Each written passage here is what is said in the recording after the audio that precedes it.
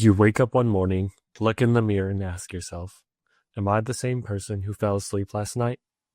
Your memories, your thoughts, and your body, all slightly different from before. If every cell in your body is replaced, if your memories fade, if your values evolve, what exactly stays the same? This is the paradox of identity. The question of whether you are really you, or just a series of versions pretending to be the same person. Philosophers have wrestled with this question for centuries. But it's something every one of us feels in quiet moments. When we change, when we grow, when life reshapes us. Think of the person you were 5 years ago. Same name, same memories, maybe. But are they you? We tell ourselves we're continuous, that I persists through time. But under the surface, almost everything about us is in motion. The problem traces back to the ancient Greeks, to Heraclitus, who said, "No man ever steps in the same river twice. The river changes, and so do we." Centuries later, John Locke would give a paradox in modern form. For Locke, identity wasn't about the body, it was about consciousness. If you remember doing something, if your thoughts flow from past to present, that continuity of memory is you. But even Locke's theory left a haunting question. What happens when memories fail? We all feel that we remain the same person through time, and yet every moment we're changing. Our cells regenerate, our beliefs evolve, our personalities shift with experience. The paradox is simple but devastating. If identity means sameness, and everything about us changes, then what exactly persists? If you suffer amnesia and lose all your memories of your past life, are you still you? If your brain were copied and uploaded, which version would be you? Each answer threatens to dissolve the idea of a stable self. The psychological continuity theory, championed by Locke, says you are the same person as long as your mind and memories connect. The problem? Memories can be false. You can forget. Two people might share the same implanted memories. The bodily continuity theory says it's the body that matters.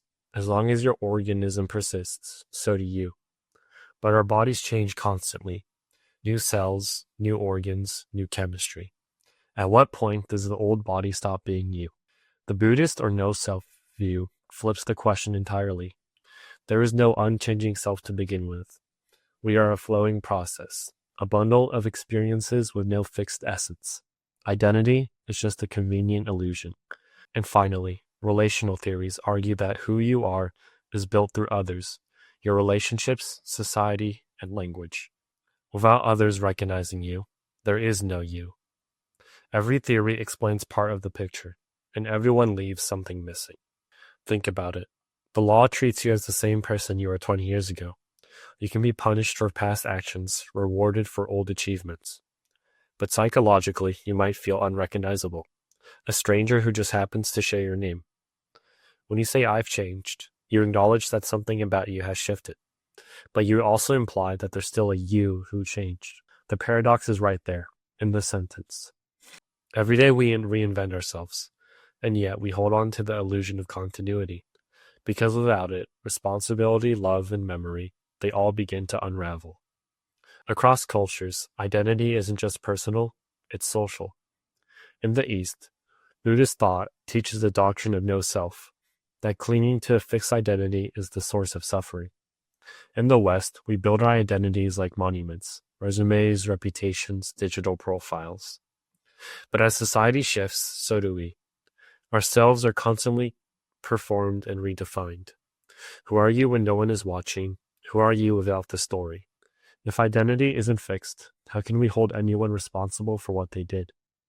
If you are not the same person who acted yesterday, how can guilt, punishment, or even growth make sense? Philosophers call this the problem of moral continuity. We need stability to make ethics possible, but we live in a world of flux. Perhaps, as some suggest, identity is not about being, but about becoming. A story we keep rewriting line by line in the hope that it still sounds like us.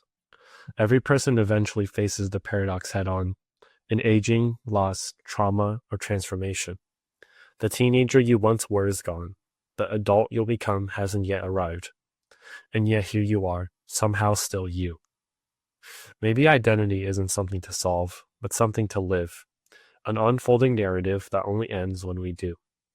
Critiques of the paradox say it's an illusion created by language, that being the same person is just a shorthand for biological and psychological continuity. But others argue the paradox is real, a sign that our concept of self doesn't fit the reality of constant change. Maybe they say, the question itself reveals a deeper truth, that we are not entities but processes, not nouns but verbs. So, are you the same person you were yesterday? Maybe not, but maybe that's the point. The self isn't a static thing to protect. It's a river you learn to flow with, because the moment you stop changing, you stop being. And perhaps the truest answer to who am I isn't a statement, but a question that never stops asking.